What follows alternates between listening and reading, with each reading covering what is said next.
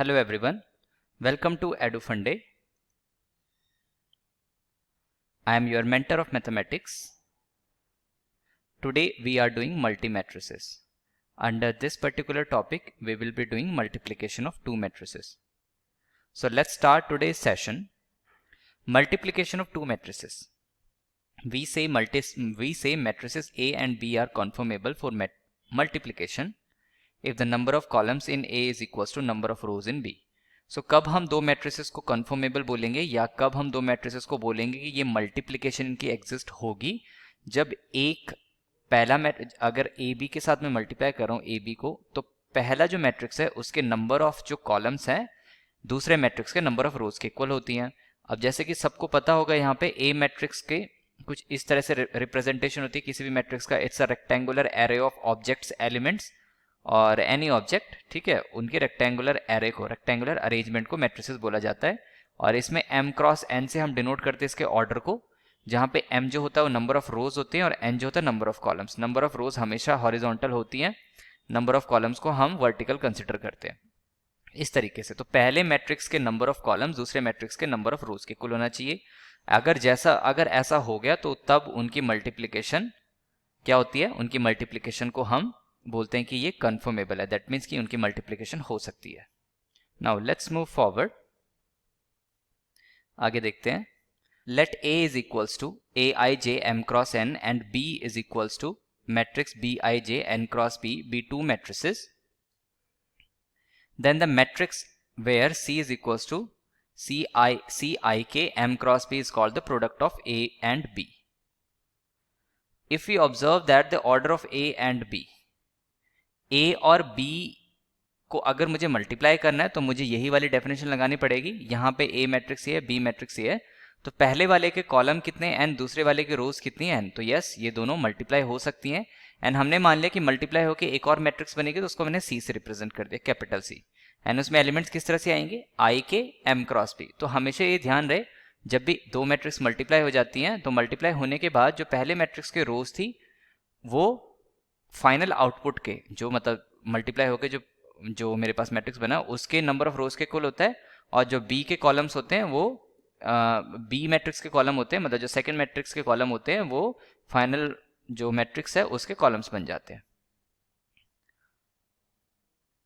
अब ये आया कैसे, ये वाली मैट्रिक्स आएगी कैसे, देखो. फॉर एग्जाम्पल छोटा सा एग्जाम्पल ले लेते हैं, 1 0 5 0 एंड दूसरी मैट्रिक्स है 5 0 1 2, इस तरीके से.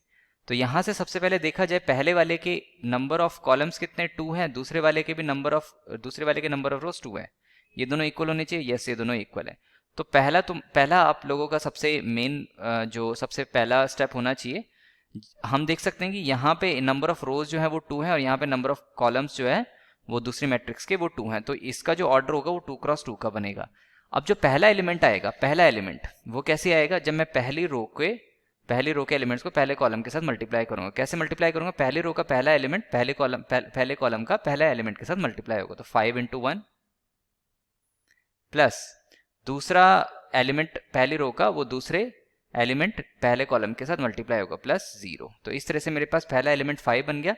सिमिलरली दूसरा एलिमेंट कैसे करेंगे, पहली रो फिर दूसरा कॉलम, तो 1 into 0 0 into 2, ये तो 0 ही बनेगा.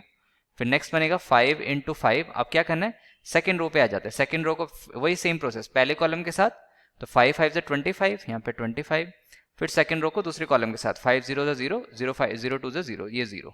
तो फाइनल मेरे पास बन गया 5 0 25 0. तो इस तरीके से मैट्रिक्स आ गया. नेक्स्ट, अब ये कैसे आया, ये इन्होंने किस तरह से लिखा, Ci, ये लिखा क्या है, Ci के summation j from 1 to n Aij Bj के, इस तरीके से. तो कैसे किया, j की वैल्यू देखो कैसे रन हो गए, j की वैल्यू 1 के लिए, j की वैल्यू 1 के लिए हम क्या करेंगे, Ai1 B1 k.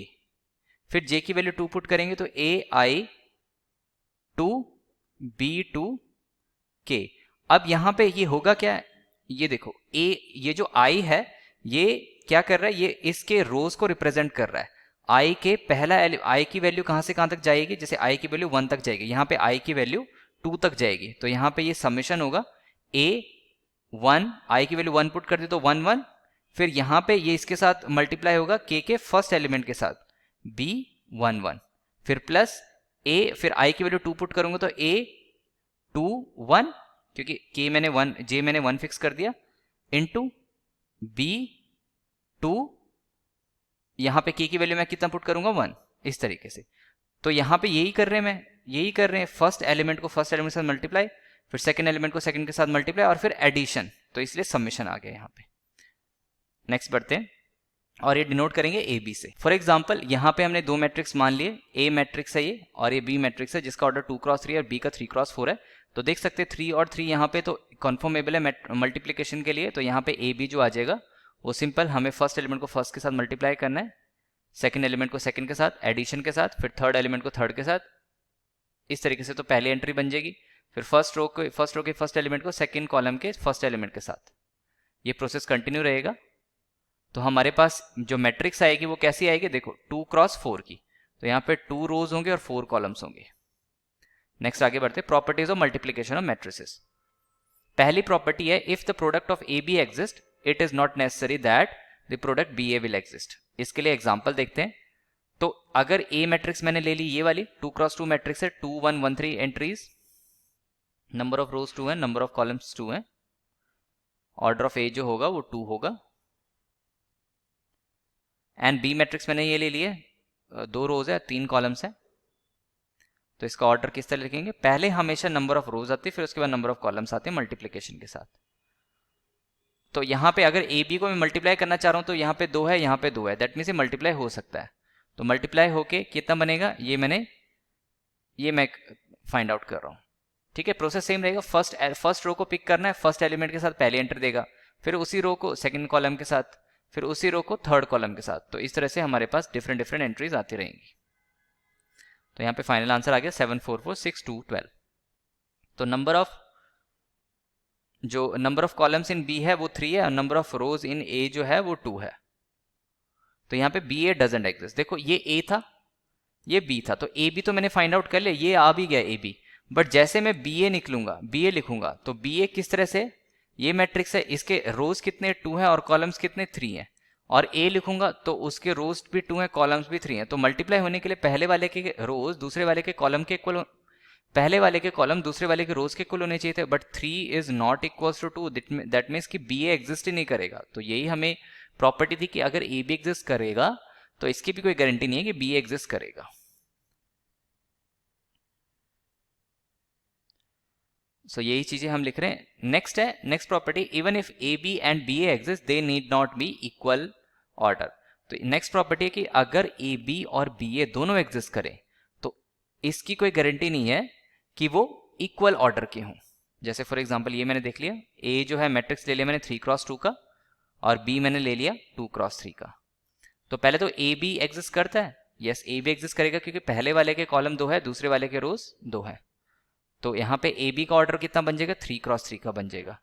अब बी ए का ऑर्डर कितना बनेगा, देखो बी ए में यहाँ पे ये ऐसे आ जाएगा, बी ए, पहले मैं बी मैट्रिक्स लिखूंगा 2x3 का, फिर ए मैट्रिक्स लिखूंगा मैं 3x2 का। तो यहाँ पे नंबर ऑफ कॉलम्स दूसरे वाले के नंबर ऑफ रोज के इक्वल है, तो 2x2 का फाइनल आंसर जो आएगा वो 2x2 का आएगा। तो ए बी मेरे पास 3x3 का आया, बट बी ए 2x2 का आया है, तो इसलिए दोनों एग्जिस्ट कर रहे हैं बट उनका ऑर्डर इक्वल नहीं है, यही प्रूव करना था हमें। नेक्स्ट प्रॉपर्टी देखते हैं, even A B and B A are of same order they need not be equal. तो नेक्स्ट प्रॉपर्टी है कि अगर ए बी और बी ए सेम ऑर्डर के हैं तो अगर सेम ऑर्डर के हैं तो इक्वल, तो इसकी कोई गारंटी नहीं है कि वो इक्वल होंगे। ये प्रॉपर्टी देख लेते हैं एग्जांपल की हेल्प से। तो ए मैट्रिक्स है मेरे पास 2 3 1 2, बी मैट्रिक्स है 0 4 -1 2। नाउ ए बी कितना आ जाएगा, यहाँ पे मल्टीप्लाई करेंगे तो मल्टीप्लिकेशन तो इजीली कर ली हमने, सीख ली है। तो यहाँ पे -3 14 -2 8 आ जाएगा। और बी ए कितना आ जाएगा, यहाँ पे देखें तो बी आ जाएगा 4 8 0 1 जिसका ऑर्डर 2x2 है। ना दोनों का ऑर्डर सेम है, ये देख सकते हो आप, ए बी का भी ऑर्डर 2x2 है, बी ए का भी ऑर्डर 2x2 है, बट इसके बावजूद भी ए बी जो है वो कितना बन रहा है, -3 14 -2 8, बी ए कितना बन रहा है 4 8 0 1। तो दोनों इक्वल नहीं है। यही प्रॉपर्टी हमें प्रूव करनी थी। सो इसी प्रॉपर्टी को अगर ए बी जो है वो बी ए के इक्वल होता है फॉर ऑल मैट्रिसेस, ठीक है, सभी के सभी मैट्रिक्स के लिए, दो मैट्रिक्स पिक करो कोई भी, ए बी बी ए के इक्वल हो जाता है, तो उस प्रॉपर्टी को बोलते कम्यूटेटिव, अगर होता तो। बट ऐसा नहीं है, A B is not equal to B A, since we got a counter example, like we have taken a and b as 2 3, ये 2 क्रॉस 2 2 क्रॉस 2 ले लिया, एंड हमारे पास कंक्लूजन आ गई है कि A B is not equal to B A, therefore there do exist a example जिसके लिए A B is not equal to B A, therefore we can say that A B is not equal to B A, therefore matrix multiplication is not commutative. ये not commutative लिख दिया। Next है matrix multiplication associative, that is if conformability is assured the matrices A B C are associative. अब ये बहुत important है, commutative नहीं होता है बट एसोसिएटिव होता है। तो ए बी सी मैंने मैट्रिसेस ले लिए, A B C. Associative property का क्या मतलब है, ए बी को पहले सॉल्व करो, वहां से कोई मैट्रिक्स आएगा, फिर सी के साथ मल्टीप्लाई करो, कुछ फाइनल आंसर आ जाएगा, या फिर ए को ऐसे रहने दो, बी सी को सॉल्व करो, फाइनल आंसर आएगा, उसको ए के साथ मल्टीप्लाई करो तो भी आंसर सेम आता। तो इस प्रॉपर्टी को बोलते हैं associative property. Matrix multiplication is distributive over matrix addition. Now next property is कि मैट्रिक्स मल्टीप्लिकेशन डिस्ट्रीब्यूटिव होता है ओवर मैट्रिक्स एडिशन। अब ये होता क्या है, इसका मतलब कि अगर ए टाइम्स बी प्लस सी है तो हम इस तरह से भी निकाल सकते हैं, या तो पहले बी प्लस सी को सॉल्व करो फिर ए के साथ मल्टीप्लाई करो, या फिर ए बी के साथ मल्टीप्लाई करो plus B C A C plus A C के साथ मल्टीप्लाई करो, आंसर तभी भी सेम आएगा। But the condition is A B and A C should be conformable for matrices. तो ए बी तभी एग्जिस्ट करेगा ना जब ए और बी मल्टीप्लाई हो सकते हैं और ए और सी एग्जिस्ट कर सकता है, इसलिए। सिमिलरली बी प्लस सी टाइम्स ए के लिए बी ए प्लस सी ए आ जाएगा। Now next thing is if ab is equals to 0, it is not necessary that either a is equals to 0 और b is equals to 0। अब जैसे रियल नंबर के case में सोचे तो अगर दो रियल नंबर का प्रोडक्ट 0 है तो हम हमेशा लेके चलते हैं या तो a या तो एक, उन दोनों में से कोई ना कोई तो 0 होगा ही होगा। बट मैट्रिक्स में कोई गारंटी नहीं है इसकी, दो मैट्रिक्स का मल्टीप्लिकेशन 0 है तो इसका भी कोई श्योरिटी नहीं कि दोनों में से कोई 0 होगा, ठीक है। वो एग्जाम्पल देख लेते हैं। ए मैट्रिक्स मैंने ले लिया 1 0 2 0, बी मैट्रिक्स मैंने ले लिया 0 0 3 4। ए बी मल्टीप्लाई करेंगे तो 1 0 2 0 0 0 3 4 मल्टीप्लाई करके कितना आ गया 0 0 0, ठीक है, सिंपल मल्टीप्लिकेशन है। A B is equal to 0 आ गया, बट ना ही ए मैट्रिक्स 0 था और ना ही बी मैट्रिक्स 0। जीरो मैट्रिक्स क्या होता है, जिसकी हर एक एंट्री 0 होती है। Next property, if A B is equal to A C it is not necessary that B is equal to C, ठीक है, ये इसकी कोई गारंटी नहीं है। रियल नंबर के केस में या अलजेब्रा के केस में जब भी हम इक्वेशन सॉल्व करते हैं तो ए और ए जो लाइक टर्म से वो कट कर देते हैं, तो यहाँ से बी इज इक्वल टू सी आ सकता है, बट ये जो मैट्रिक्स है इसके केस में नहीं। जैसे एग्जांपल देखें तो मैंने ये ए मैट्रिक्स ले लिया 1 0 2 0, बी मैट्रिक्स ले लिया मैंने 0 0 3 4, सी मैट्रिक्स ले लिया 0 0 5 6, ए बी जो आ गया मेरे पास 0 0 5 6 0 0 5 6, ठीक है। यहाँ पे थोड़ा सा प्रॉब्लम है, ए मैट्रिक्स कितना आ गया मेरे पास 0, यहाँ पे मैं इसकी चेंजेस कर लेता हूँ थोड़ा सा।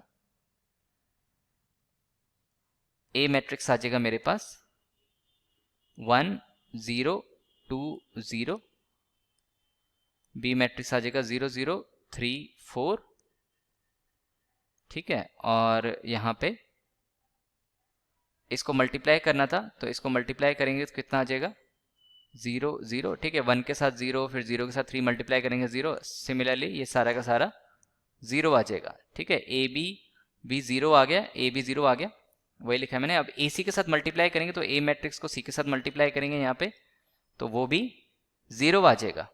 Here A B is equal to A C, ठीक है, ए बी भी 0 आ रहा है, ए सी भी 0 आ रहा है, but B is not equal to C, but जो बी है वो सी के इक्वल नहीं है। So I hope this session was productive for all of you. Thank you so much.